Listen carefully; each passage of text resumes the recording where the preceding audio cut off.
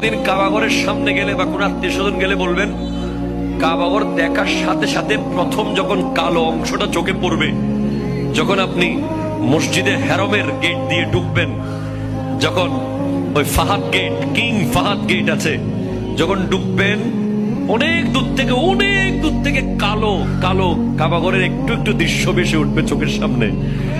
তখন দোয়াটা করবেন কি? দোয়া করবেন কয়টা? যখন কয়টা? একটা দোয়াই কবুল হবে দেখার সাথে সাথে।